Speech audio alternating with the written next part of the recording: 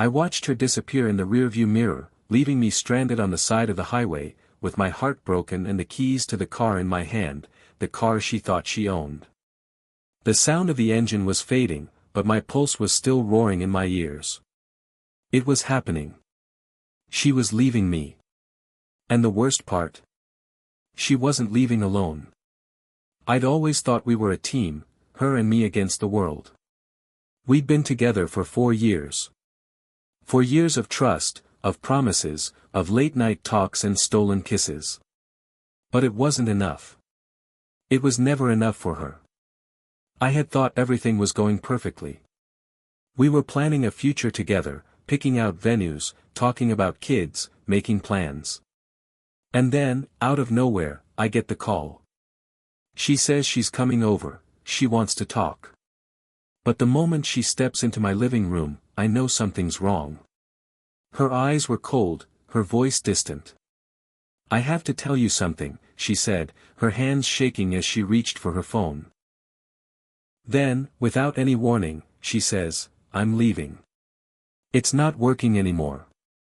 I need to be with him." Him. I didn't need her to say it, her best friend, Jason.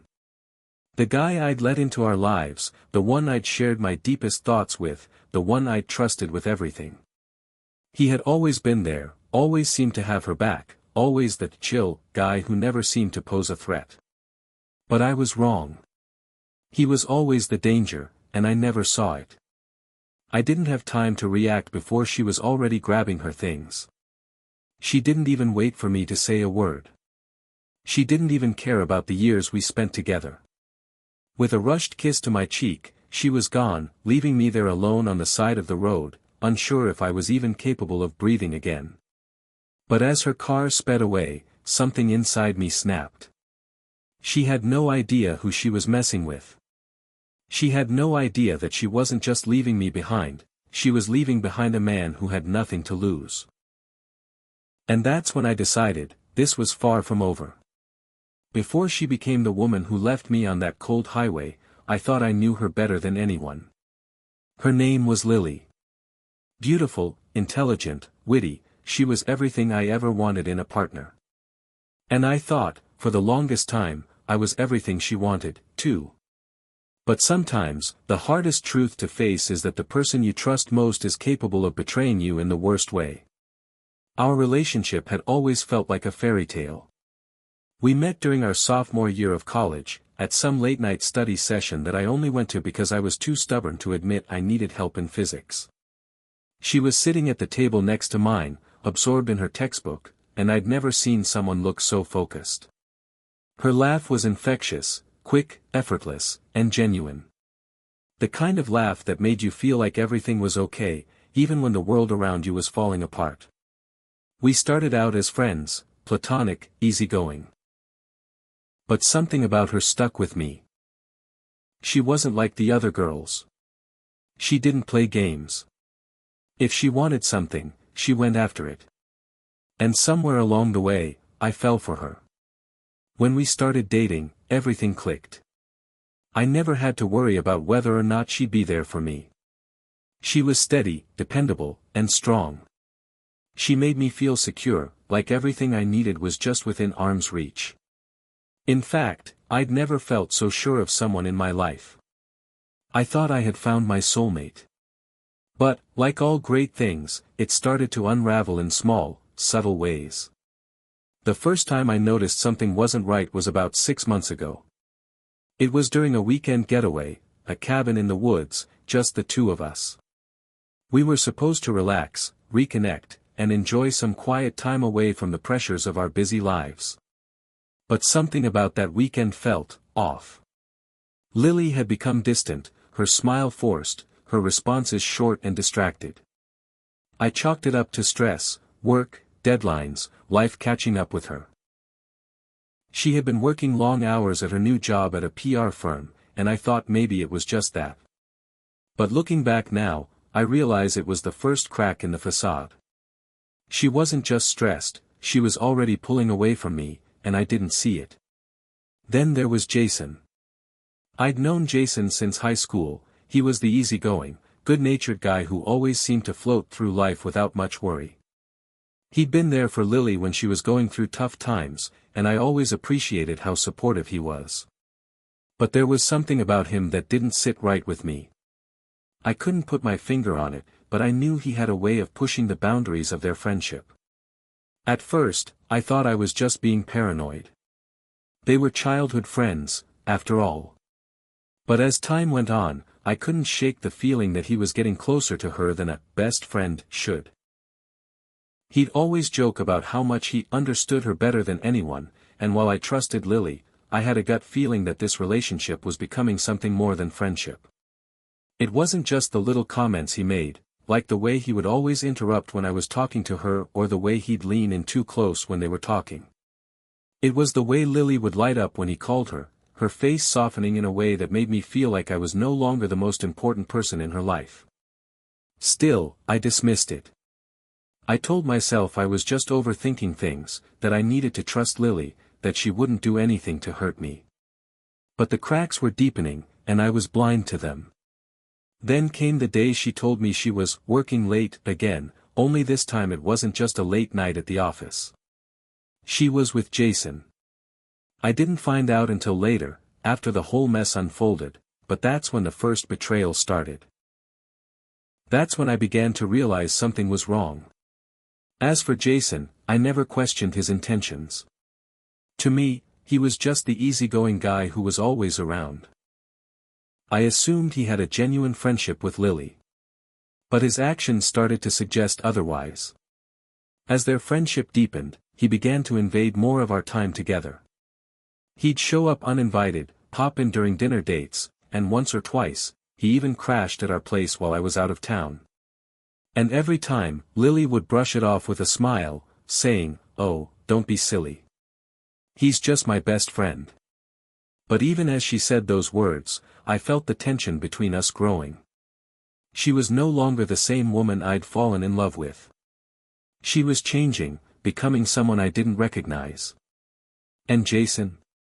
He was always there, lurking in the background, watching us, waiting. I had no idea that he wasn't just a friend, he was something much worse. I didn't know it then, but I was already losing her to him. Looking back now, I see the signs, the clues I missed. The way she would stare at her phone, the way she'd act so differently when Jason was around. But in the moment, I was too wrapped up in the life we had built together. Too blind to see the inevitable truth. And when she left me on that highway, with the screech of tires fading into the distance, I knew I had been a fool. But I also knew this, I wasn't done yet. The car engine's rumble had long faded into the distance when I finally forced myself to take a breath. My fingers were still clutching the keys, my knuckles white from gripping them too tightly. It was happening. She was gone. Lily, the woman I had built my entire future with, was leaving me. But what hurt even more than her sudden departure, was the haunting question that followed her: why? I had no answers. No clarity. And the silence around me pressed in like a suffocating weight. But as I sat there, the stark reality began to seep into my mind. It wasn't just the breakup that had shattered me, it was the way she'd done it. There had to be more to the story. I wasn't one to chase after answers, not usually. But there was a gnawing feeling in the pit of my stomach, a sense that everything had been a lie. The things she said, the way she looked at me in those final moments, it didn't add up. I couldn't let this go. Not without knowing the truth. As the minutes ticked by, I made up my mind. I had to confront her, and had to demand some kind of explanation. My mind raced with a million possibilities. Had I missed something? Had she been seeing someone else? But something inside me told me this wasn't just about love or infidelity. There was something darker at play here. I pulled out my phone, my hands trembling. I texted Lily. "I need to know why. Don't do this to me." I waited. Seconds. Then minutes. Nothing. I sent it again, and still nothing. That's when I got the call. It was Jason. My blood turned cold as I saw his name flash on the screen. My mind raced with anger and confusion. Why was he calling me? The man who had been standing by while his so-called best friend took everything from me. He didn't deserve to call me. He didn't deserve to speak my name. But I answered anyway. I had to. Hey, his voice was too casual, like he hadn't just shattered my world a few hours ago. I know this is a lot, but can we talk? I barely held back my rage. Talk about what, Jason? I spat, trying to keep my voice steady. Talk about how you stole my future. How did you both lie to me? I could feel the anger bubbling beneath my skin, but I had to stay calm, at least for now. Look, I'm not the enemy here, okay? Jason's tone shifted. He sounded almost sincere. I know this isn't easy, but you deserve to know the truth. That was when it hit me, the truth. I clenched my jaw. What truth? Jason hesitated, his breath catching on the other end of the line. It's not what you think. Lily, she didn't leave you because of me. It wasn't like that. She's been hiding something from you. My chest tightened. My throat closed. What the hell was he talking about? Jason, stop playing games. What did you do? There was a long pause. It was the kind of silence that spoke volumes. When he finally spoke again, his voice was quieter, almost regretful. It's not me. It's Lily. She's been keeping something from you. And I don't want you to find out the hard way. My heart hammered against my ribcage. What was he talking about? What do you mean, she's been keeping something from me? I demanded, the urgency rising in my chest. Jason sighed, the sound almost sympathetic. She's been having an affair. With someone else. Someone you know. My stomach churned as the words crashed into me, each syllable like a blow to my chest. An affair? No. This couldn't be real. She's been sleeping with him for months, man. I'm sorry I didn't tell you sooner, Jason continued. But I couldn't. She made me promise I wouldn't say anything. But it's been eating me alive. It took a moment for the words to fully sink in. It was like someone had knocked the wind out of me. I felt lightheaded, dizzy, like I was about to collapse into the pavement beneath me. An affair? Lily? With someone I knew? My mind reeled, but it wasn't just the idea of her betrayal that paralyzed me, it was the crushing realization of who that someone else was. It was Michael. The name hit me like a punch to the gut. Michael had been one of my closest friends. He was the guy I had trusted with everything. We'd laughed together, shared secrets, and even confided in each other about our relationships. He was the guy I called when I needed advice, the one I'd have a beer with after a long week of work. But now, he was the man who had been sneaking around behind my back, sharing Lily's bed when I wasn't looking. He was the man who had stolen my future. Jason's voice dragged me back to reality. I had to tell you, man. You deserve to know. I'm sorry it had to be me who told you, but Lily's already made her choice. And I don't know if there's anything left for you to fight for. A cold wave of anger washed over me. Lily had chosen him. My best friend. The one man I trusted more than anyone in the world. And now I understood everything, the distance, the coldness in her eyes. It wasn't just that she was unhappy with me. It was that she had already given her heart to someone else. I felt the rage building inside me, twisting into something darker, something more dangerous. I had been betrayed in the most brutal way possible. But I wasn't ready to let this go. Not yet. Where are they? I growled, my voice sharp with venom. Jason hesitated, clearly sensing the storm brewing. But I didn't give him a chance to finish. Where are they, Jason? I demanded again, my voice rising. Another pause, longer this time. They're together now. I don't know where. I didn't need to hear the rest. The pain had already cut deep enough. I hung up the phone and stared into the distance, the weight of betrayal heavy in my chest. She had chosen him. And now, all I could think about was revenge. I stood there, staring at my phone, the silence that followed the call with Jason louder than anything else. The truth had hit me hard, but it wasn't over yet. No, I wasn't going to let it end like this. There was still so much more I needed to uncover. So much more I had to take back. The reality of what Jason had said, the affair, the betrayal, the deep, painful truth, hung over me like a cloud. But even with all the rage swirling inside me, there was something else, something darker creeping in.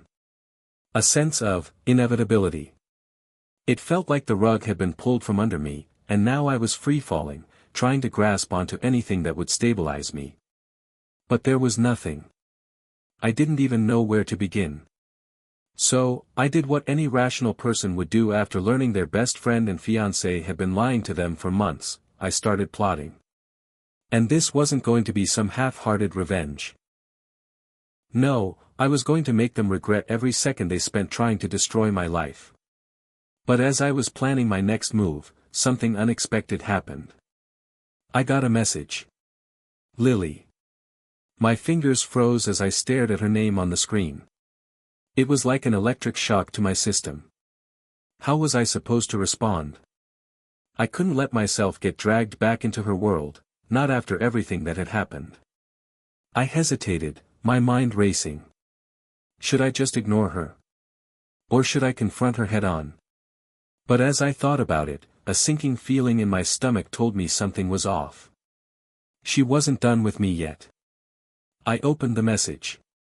We need to talk. Can you meet me at the old cafe? Please. Just hear me out. My heart pounded as I read the words. Meet her. After everything. After she betrayed me in the worst way possible, she thought I would just let her waltz back into my life. The arrogance, the entitlement. I wanted to ignore it, to block her out of my life forever. But the temptation to see her, to hear her explanation, was too strong. I didn't respond immediately. Instead, I stood there, staring at my phone, weighing my options. What was the point of hearing her out? She had made her choice. She had made her bed, and now she could lie in it. But there was a part of me that still wanted answers. I needed them. I had already been betrayed, but this was a new layer, something even more complex. Lily was playing a game I didn't even know the rules to. I finally responded. Fine. I'll be there. But this better be good. I was met with a quick reply, thank you. I'll be waiting. The cafe was an old haunt of ours. It was where we had our first date, where we'd spent countless Sunday afternoons drinking coffee and talking about everything and nothing. I hated the idea of stepping back into that place, but I had to. I needed to know why she'd done it, why she'd hurt me like this. When I arrived, the sight of the cafe's familiar exterior made my heart twist. I walked inside, my eyes scanning the room for Lily. She was sitting at the back corner table, her posture slumped, her eyes fixed on the window. She didn't look up when I entered, didn't acknowledge me. She was waiting, almost expectantly, for me to make the first move. I walked over to the table, my steps heavy. When she finally looked up, her expression was unreadable, but her eyes told a different story. Guilt. Regret. Fear. Sit, she said quietly, her voice barely above a whisper. There was no warmth, no softness in her words, just cold, mechanical. I didn't sit. I stood there for a moment, just staring at her. I wanted to scream, to demand answers, but instead, I just asked the one question that had been gnawing at me ever since I'd learned the truth. Why, Lily? The words felt foreign in my mouth, like a curse I couldn't shake off. Why would you do this to me? Why him? Of all people, why Michael? Her eyes dropped to the table, her fingers twisting the edge of her coffee cup, as though she were stalling, trying to gather her thoughts. I never meant for it to happen, you know. I never meant to fall for him. Her voice cracked, and for a moment, I thought I could hear the remnants of the woman I used to know. But then, she continued, her words becoming sharper, more defensive. It was like. I don't know. I didn't expect it to go this far. But it did, and once it did, I couldn't stop it. She looked up at me, her eyes now angry. You were always so busy, always caught up in your work. You didn't have time for me, for us. He was there when you weren't. The words hit me like a slap. I had failed her. But no. That wasn't the full truth. She hadn't communicated her needs, had she? I wasn't perfect, but I had always been there when she asked me to be. Her next words burned through me like acid. It wasn't just about you being busy. It was that you were distant. I couldn't even talk to you anymore without feeling like I was talking to a stranger. Michael made me feel, wanted. Seen. Loved. A hot flash of anger surged through me. You think I didn't care about you? You think I didn't love you? You couldn't even talk to me about it, Lily. You just, my voice faltered. You just went behind my back. She didn't meet my gaze. I'm sorry, but at the time, I thought it was the only way. Her words hung in the air like a death sentence, and I felt something inside me snap. It wasn't just about love anymore. It was about betrayal. The depth of it. She had known exactly what she was doing. But then, just as I was about to walk out, something else happened. The door to the cafe opened with a soft jingle, and in walked Michael. I froze. The bastard had the nerve to show up here, too. Lily's face turned pale when she saw him, and I could see her panic rising. She didn't want me to know he was involved this deeply. This was no longer just an affair. This was a calculated move to destroy everything I cared about. Michael caught my gaze, and for the first time since I'd seen him, he looked nervous. He was as much a part of this betrayal as she was. And now, everything was on the line. Man, we need to talk, Michael said, walking toward our table. But I wasn't listening to him anymore. I had finally realized something. This wasn't just about the affair. It was about control, manipulation, and revenge. I wasn't done with them. Not by a long shot. I stared at Michael, standing there, looking every bit the man who had stolen my life from me. His presence filled the small cafe, the same cafe where Lily and I had shared so many tender moments. Now it felt like a graveyard. My pulse thundered in my ears, and my hands clenched into fists as I fought to keep my composure. But inside, a storm was raging. This wasn't just about Lily anymore. It was about showing them that no one could walk all over me. For a brief moment, I considered walking away. Leaving the cafe. Leaving them both to their toxic little world. But no. They didn't get to dictate my life like this. They didn't get to break me and then move on with no consequences. No. This was war. I looked at Michael, my voice icy, as cold as I could make it. What the hell are you doing here, Michael? He shifted uncomfortably, his eyes darting between me and Lily. This was the first time he'd ever looked uncertain. I almost enjoyed it. I didn't know you'd be here, he muttered, as though he hadn't already calculated every detail of how to destroy my life. How dare he try to play the victim? Really?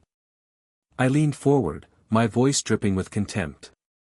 You thought I wouldn't find out? You thought I'd just let you and Lily tear my world apart without even batting an eye? Lily looked up then, her eyes pleading. Please, stop. We're trying to make this right. We need to fix this, for both of you. I felt a sickening laugh rise in my chest. Fix this? She didn't even understand the depth of what they had done. She thought a few words could erase the betrayal. She thought she could just say, sorry, and everything would be okay. I had no time for apologies. No, I said coldly, standing up. You don't get to fix this, Lily. You don't get to waltz back into my life and pretend like you didn't just blow it all to pieces. The atmosphere in the cafe grew heavy. I wasn't going to let her manipulate me anymore. For the first time, I saw her for what she truly was, a woman who took what she wanted, no matter the cost. And Michael? He was the same. A snake in the grass, always pretending to be my friend while he took everything from me. I'm done with you too, I said, my voice cutting through the tension. But I'm not done yet. You'll both regret this. And I'm going to make sure of it. As I left the cafe, my mind began to spin, already plotting the next steps. This wasn't going to be quick. I had to be patient, strategic. I needed them to feel the weight of their actions, to understand that they couldn't just destroy everything I'd built without facing consequences. I knew what I had to do. Step 1. Take control of the narrative. The first part of the plan was simple. I needed to expose their betrayal to everyone they knew. To make sure that no matter where they went, they'd carry the weight of their actions. It wasn't just about revenge, it was about ruining their reputations, making them pay for their lies. I contacted a few friends who still had connections to both Lily and Michael. People who knew the true nature of their relationship, but who had never said anything because they were too loyal, too scared. I needed them to see what they had done to me. I needed them to see how deep the betrayal went. I set up a few casual meetings, nothing obvious, just some catch-up sessions with old friends who had once been in our circles. But I wasn't just catching up. I was planting seeds. I told them the truth, how Lily had turned to Michael behind my back, how she had abandoned me for him. I made sure they knew that this wasn't just about love. It was about deceit, manipulation, and greed. And as the gossip spread, as the whispers began, I knew the first part of my plan was succeeding. They were already starting to feel the heat. It was only a matter of time before their social circles would close in on them. Step 2, financial ruin. While I was working on their reputations, I had to make sure that they didn't feel safe in their new life. Michael, with his easy smile and laid-back attitude, had always been the one to flaunt his success, his nice apartment, his business deals, the car that screamed wealth. He was the image of someone who had it all. But like all people who live off borrowed time, it was only a matter of time before the facade cracked. I knew that Michael's business wasn't as solid as he liked to pretend. He was heavily invested in a few high-risk ventures, ones that I had kept tabs on during our friendship. I'd always been the one to lend him advice, but now, I was going to turn that knowledge against him. I had connections, people who could make things difficult for him. I set in motion a series of small but deliberate moves, pulling back on investments he had depended on, creating complications for the business deals he was so proud of. It wasn't an immediate downfall. No, I wanted him to feel it slowly, the weight of it creeping up on him. A missed opportunity here, a deal falling through there. The pressure would mount until it crushed him, until he understood that the life he built off lies and betrayal was fragile. By the time he realized what was happening, it would be too late. He would see his world crumble, piece by piece. Step 3, Lily's reputation. Lily's world was a different beast. She wasn't interested in material wealth like Michael, her value came from her social standing, from the image she projected.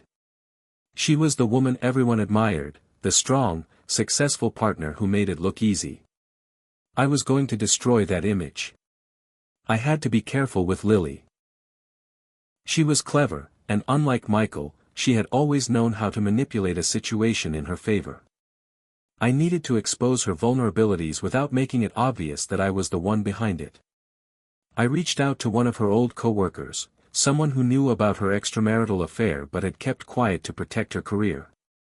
This person, let's call him Ben, was hesitant at first, but I made sure to remind him of the things Lily had done in the past. The lies. The manipulations. The favoritism she'd shown in the workplace while pretending to be a team player. Ben had his own grievances, and he was more than willing to help.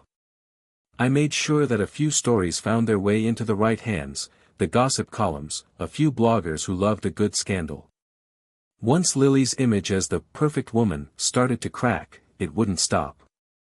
I also leaked a few anonymous messages to her closest friends, suggesting that she was hiding more than just her affair with Michael.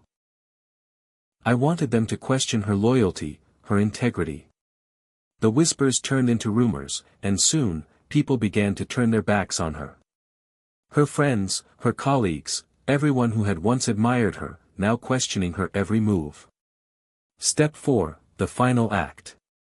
With both Michael and Lily feeling the pressure, it was time for the final act, one last piece to push them both over the edge. The car. Lily had always treated my car like it was her own. It was the one thing I had left that meant something to me. But now, it would become the weapon that would make them both feel the weight of their betrayal. I arranged for the car to be stolen. Not really stolen, of course, just relocated to a place far from where they would expect. A place where they would find it just after they'd lost everything else. I made sure it would be the final straw, the thing that would push them into the abyss of their mistakes. It wasn't the grand spectacle of a fight or a confrontation that brought me satisfaction. It was the slow burn, the realization that their world was falling apart because of their own actions. When I finally saw them both at their lowest, watching as their lives crumbled around them, I felt the weight of it lift from my chest. I had my revenge. But as the dust settled, I realized something deeper: I was free. The night the car finally turned up in the middle of nowhere, I knew it was over. They had both been played, and they didn't even realize it. They were the pawns in a game they didn't see coming, and for once, the master of that game had taken back control. When I drove to the location where I'd left the car, something in my chest loosened. For months, I had been consumed with the anger, the hurt, the need to make them suffer. And now, as I stood there, looking at the car, once my prized possession, now a symbol of my revenge, I felt nothing. I had gotten what I wanted. Michael was crumbling. Lily was on the verge of losing everything. But as I drove back home, I realized something unsettling: I didn't feel the satisfaction I thought I would. They had both gotten what they deserved, but what did that mean for me? I had destroyed the pieces of my past that hurt me. But now what? Was that all there was to my revenge? Was this the end of the story? I wasn't going to let it be. The first real moment of doubt came when I checked my phone and saw an email from Lily. The subject line read, "I know what you did." My stomach churned as I opened the message. Was she going to beg for forgiveness? Or was this going to be another attempt at manipulation? I read her words slowly, each sentence more chilling than the last. "I know what you've been doing. All of it. And I'm not done. You'll regret ever crossing me. You don't know who you're dealing with." The message ended with a threat. A promise of something worse to come. My heart stopped. This wasn't over. I had underestimated her. Lily wasn't just a woman scorned, she was a woman who would go to any lengths to protect herself. I had taken everything from her, but she still had something left to fight with. She wasn't going down without a fight. The game had shifted again. But then the unexpected happened. Just as I was grappling with Lily's threat, I received another call, this time from Michael. The sound of his voice over the phone was unrecognizable. He was panicked, desperate, and for the first time, I felt like I was the one in control. "Hey. I need you to listen to me. It's not what you think," he stammered. "Lily, she's dangerous. You don't know what she's capable of." I blinked, confused. Was he really trying to turn the tables now? After everything he'd done, he was asking for my help. "Are you serious right now?" I snapped. "After everything you've done to me, you think I'm going to help you?" Michael's voice cracked. "I never wanted any of this. She manipulated me. She's the one who orchestrated everything. She's playing both of us, and if you don't stop her, she's going to ruin both of our lives. She's already gone too far. My blood ran cold. Gone too far. The truth was, I didn't know what to believe anymore. Had Michael been as much of a pawn as I had been? Or was this just another one of his lies, another ploy to get me to save him? What if he was telling the truth? My mind raced. Was I the one being played now? Had I let the revenge consume me so much that I'd missed the bigger picture? I didn't have time to process this, because at that moment, I heard a noise in the background of Michael's call. A muffled sound, almost like a struggle. "Michael?" I asked sharply, my heart racing. "What's going on?" There was a pause. Then, the phone went silent. I rushed to Michael's apartment. By the time I got there, everything had changed. The lights were off, the door ajar. I pushed it open, my breath catching in my throat. Something was wrong. Inside, the place was a mess. Furniture overturned, papers scattered across the floor, and a broken lamp was lying near the hallway. But there was no sign of Michael. I heard a soft rustling noise coming from the back of the apartment, and I rushed toward it. As I entered the bedroom, I froze. Lily was there. She was standing by the window, her back to me, staring out into the night. I should have felt anger. I should have demanded answers. But instead, I felt a cold chill grip my spine. "Lily," I whispered, stepping closer. "What are you doing here?" She turned slowly, her eyes cold and empty. "It's over, you know," she said softly, almost with pity.